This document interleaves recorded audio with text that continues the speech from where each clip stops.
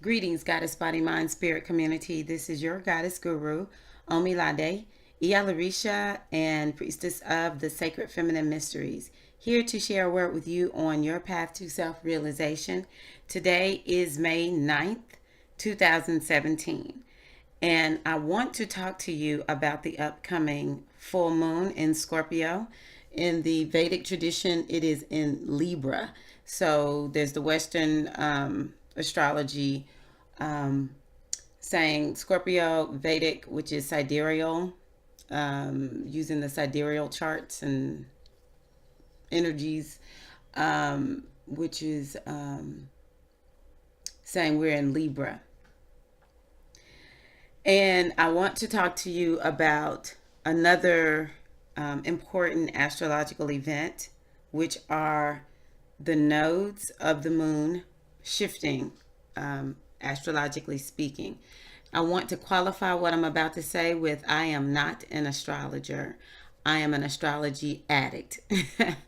And so I listen to astrology reports, um, sort of like people binge watch news, because I am completely fascinated and enthralled with astrology. So my purpose is really to try to give people information who may not know this, because there was a time when I just couldn't understand horoscopes, these astrological reports, just the way astrologers talk.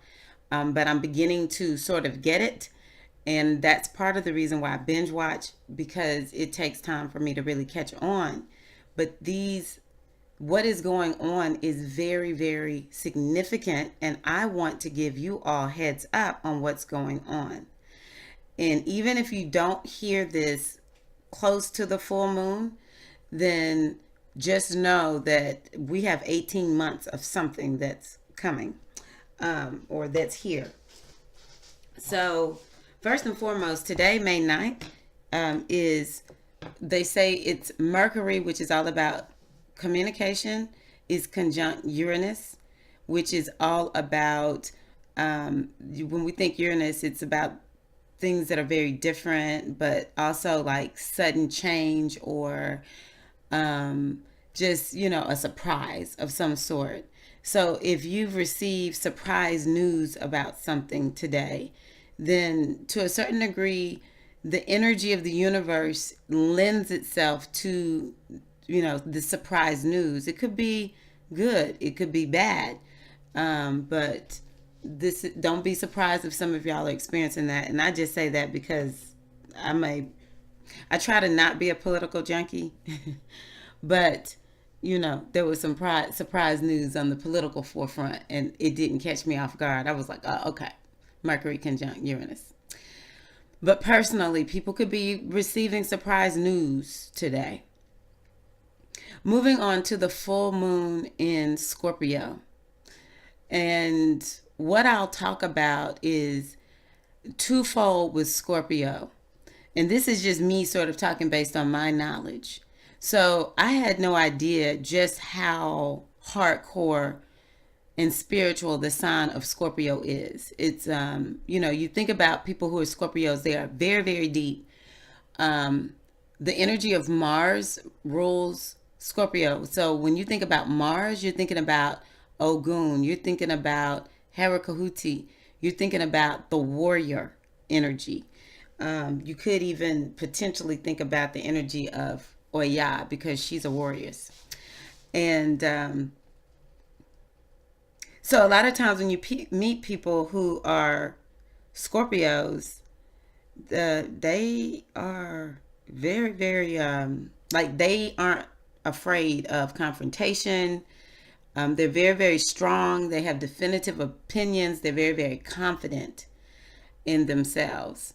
But the other thing about Scorpios is you never really know everything about a Scorpio, because I be doggone, they are not going to tell you everything. They're very private.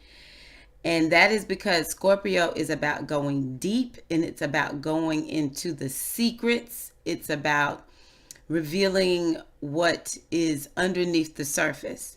And so this full moon there's, to me, this is the heavier side. I guess both of them are pretty deep sides of it, but just the way I've been thinking about it is, what is in your psyche that you need to uncover and deal with that could potentially come up. Some of us already know the dark side, our shadow sides, our dark secrets that really don't benefit us. And so we really need to take this full moon, and it could just be that we're forced into dealing with them. But we need to take this time during this full moon to really look at what is beneath the surface, perhaps even deep in our psyches, that needs to be addressed. Because what's there, even though it's not on the surface, to a certain degree, that's horrible because it's underneath the surface and it's doing its thing, but we're not fully aware of it.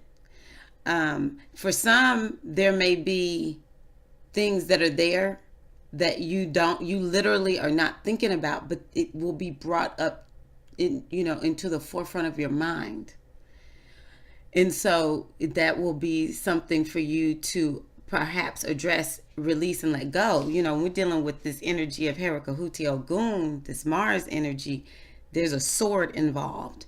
And so you can always take that sword and cut away anything that is holding you back. Cut away any part of your psyche, your consciousness, your superstar made up constructed ego.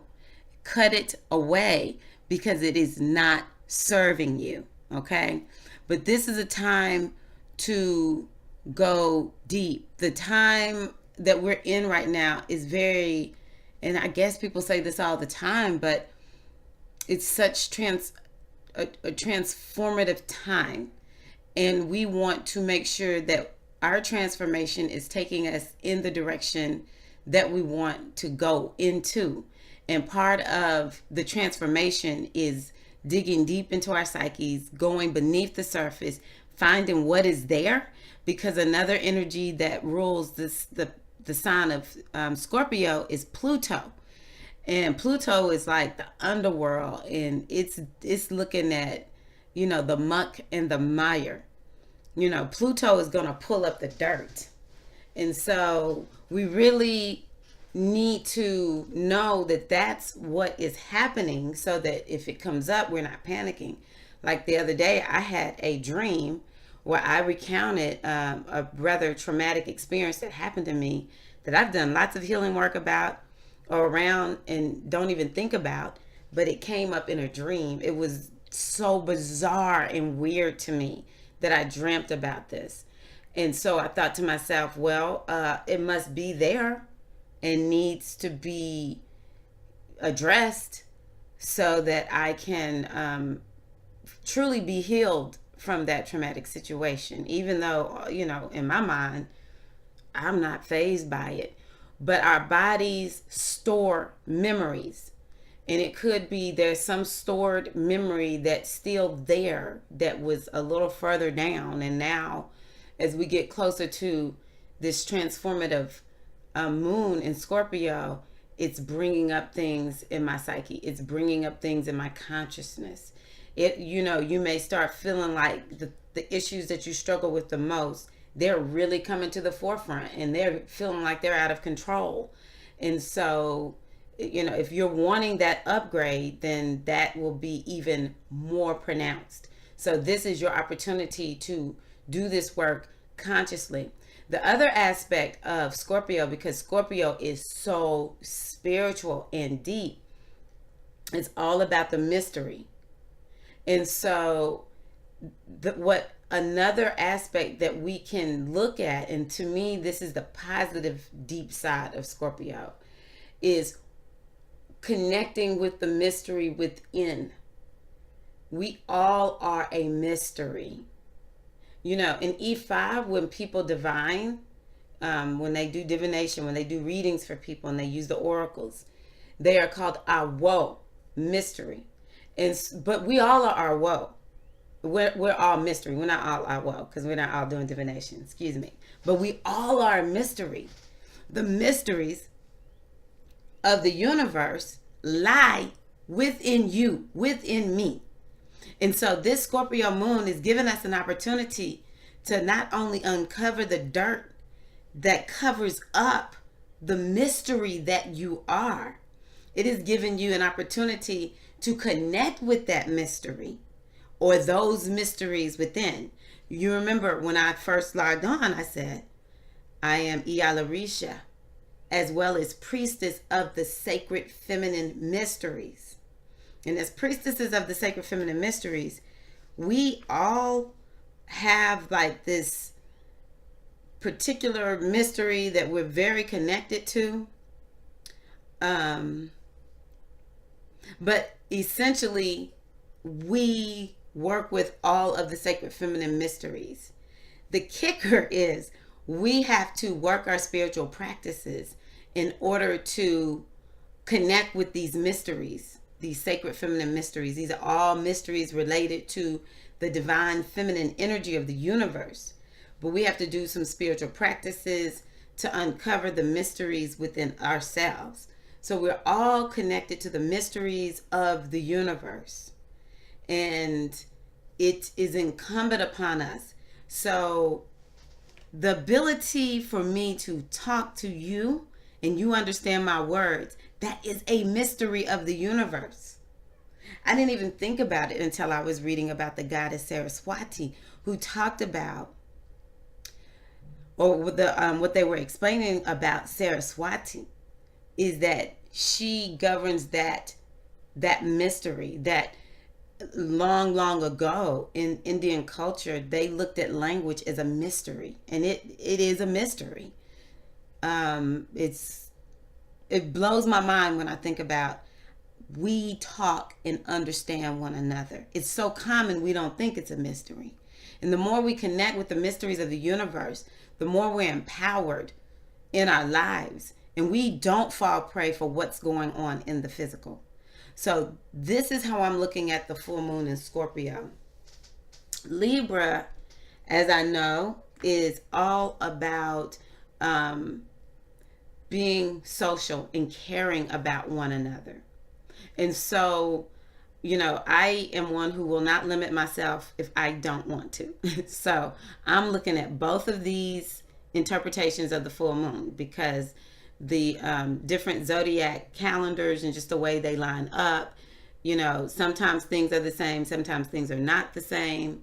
And, just the way they're talking about it, like what is Mercury doing today? Where's Mercury? Psh, I'll take both. That's just more information for me. At the end of the day, it's all working for me. So this is a time for us to think about our relationships, because Libra is all about relationships, is all about making those one-on-one connections with people, being more personable. And so, something that we can all do during this time and even make a commitment beyond this is to talk to each other more over the phone, face to face, and just really making a real connection. Because how many of us, especially those of us that are texting, even sometimes on the phone, we're not 100% tuned in and tapped into what we're doing or the conversation that we're having with a person. And so if we could just sit down and make that connection face to face, spend time with the people that we care about. But it's also, Libra, I have found out, it's also about sharing and caring. I say share and care with you first, but this really is about the greater community. So how can you make a difference in your community? How can you share and care more? Okay, so now I want to move on to the nodes of the moon.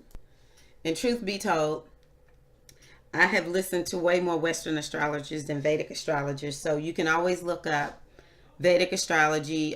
Sam Gepi, I typically like the way he explains Vedic astrology, as well as KRS astrology. What is his name? Anywho, maybe it'll come back to me, but those are my two favorite Vedic astrologers. So moving on to these lunar nodes, the nodes of the moon, if you look on your astrological chart and you have to put your, I'm pretty sure you have to put your birthday in to get the north node and the south node of the moon. It's where it's at the, one is at the top of the moon and one is at the bottom of the moon. And wherever these nodes are on your chart, they're 180 degrees away from one another. In Vedic astrology, they're called Rahu and Ketu. And so these are all about karma.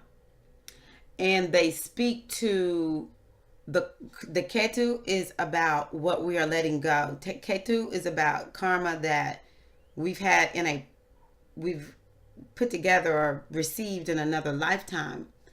And we actually maybe have even mastered that karma. And we're very comfortable in these areas. So these are the things you think about. Where am I really comfortable? Maybe too comfortable, and I know I'm being pulled to try something new or to be different in another way. So Ketu is what we are needing to let go of, but what we're needing to make peace with.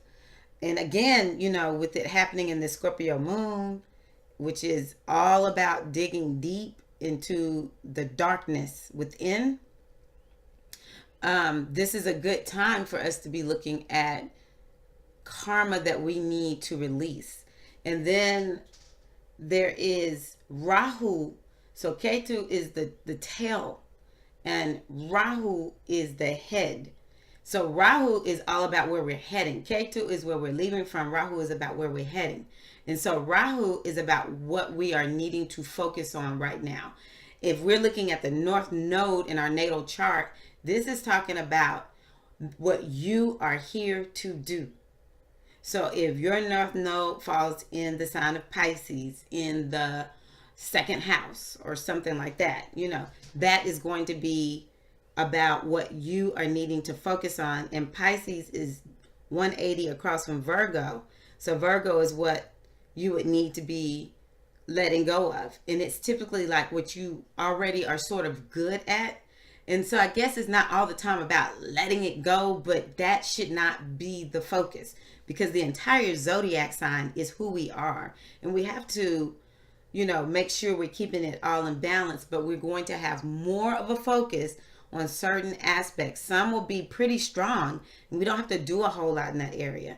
Some, I'm not going to get too deep. Okay. And then there's some areas where we need, this is the area of focus. And so Rahu is one of those areas. And so what I have recently learned is that the nodes of the moon stay in a sign for about 18 months. So every about 18 months, the theme that you are focused on and working on will shift and change and become something new. So on May 10th, with the full moon, the nodes of the moon are shifting. They are moving into the signs of Leo and Aquarius. And so we're going to be stepping into this Leo theme. And I am learning more about Leo. It is ruled by the sun. And so when we think about the energy of the sun, it's energetic. This probably would be a good time for us to be doing things to connect with our own inner sun, which, of course, as I interpret it, is to do work with the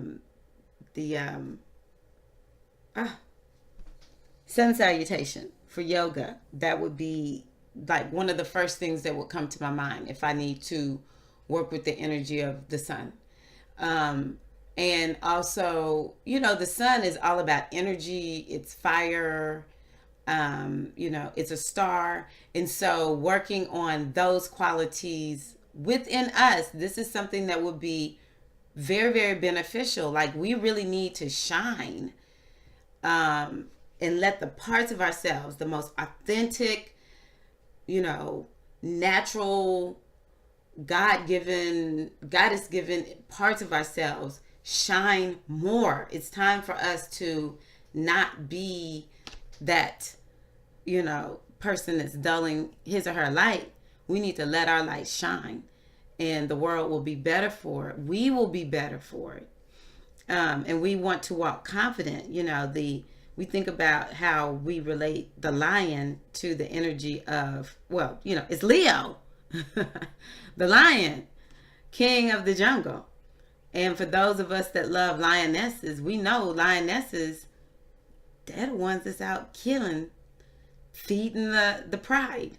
So, lions are fierce, they're confident, and so we want to work on our confidence. The question is, what areas are we really working on? And that, I will put a link in the description box so that maybe you can listen to one of my astrologers and find out what it is you need to be focused on. I look at Astrolada on YouTube, Astrolada. And I know for a fact Astrolada, in her May videos for May 2017, she specifically addressed the nodes of the moon and what each sign will be working on. So for instance, if I have any Pisces listening to this, I'm Pisces sun, and so I know that is this is a time where we'll be hyper focused on Virgo things, which is the exact opposite of who and what we are. It was like almost everybody was sort of like the exact opposite of who and what they are. Some were, this is what they would be working on. So like Gemini's, the North Node shifted into Gemini. And so they're going to be even more Gemini like. But for Pisces, it shifted into, and they'll talk about the houses. So it's in the house of Virgo, which I think is the 6th house. And this is something where you are working on more discipline and also the health. Lada actually talked quite about the health. And then the other astrologer that I love listening to, April, talked about how this is a time for us to be more orderly and structured and all that kind of good stuff, which is hard for Pisces. But this is just where we are. And of course, wherever this is happening for us in our lives, we will become better for it. So, and then the opposite part of this is Aquarius and all things Aquarian. So, Aquarians are aloof. I didn't know this, I'm learning, but they say Aquarians can be sort of aloof and detached, whereas Leo is loving. It's time for us to be more loving and caring and giving to one another and not aloof and detached. The Aquariuses are very much connected to the stars. And Leo is the sun, which is a star, but Leos are, I don't know, they're way more me focused. And I'm almost positive that this is, okay, they're way more me focused. They're not, we all know our Leos and we love our Leos. Leos are going to bring fun. They're going to bring life to the party. This is how we all need to be more of. And so, yeah, we need to be, we're going to be focused quite a bit on ourselves, but it will be in these various areas. It just sort of all depends. But if nothing else, if you just be more like a Leo, listen to what Leo is about. And it's about, being more fun loving and caring. And, the one astrologer said it's about operating from your heart. And I would think that would be the main message I would want to share with everyone. You need to operate from your heart. Then, we're all going to be better for it. But I do encourage you to find out if you are a sun sign. That's important, whatever your sun sign is, and most people know their sun sign. If you don't have your date, time of birth and location and all of that, and you just put in, now you definitely need to put in actually where you were born, like the city and state, country, and the birth date, but you don't have the time, you'll get your moon. You should listen to the reports on your moon. So I'm Pisces sun, Taurus moon. So listening to what's going on for the Tauruses over the next 18 months is beneficial. And then if you put in your time of birth, then you'll find out what your ascendant is. And the ascendant sign, or rising sign is another way they call it, is probably the most important sign. It's like the North Node. It's what you are here to be, do, manifest, learn. So I'm Scorpio rising. So I would listen to the, what's going on with Scorpios over the next 18 months. So just wanted to put that out there for you, and hope that this is beneficial as you plan, where you're going next. Hey people, we have to be intentional, okay? If we are not focused in making definitive moves and being conscious and aware of what's going on with our energy and where we're headed, we're just going to land anywhere. And it may be a place that we like, and it may not be a place that we like. So it is incumbent on you to be aware and to make definitive decisions about what you are focused on. And that is how we find greater happiness, greater joy, greater peace, greater all things good, more prosperity. It is time for us to stop letting this culture, this world, in whatever form it is, dictate to us who we are, what we're interested in. It is important for us to do things to constantly wake ourselves up to the mysteries within, and to operate from that place of mystery in a way where it's actually our truth and our knowing. So if you don't do anything else, just make some decisions to move more in the direction that you know your life is calling you towards.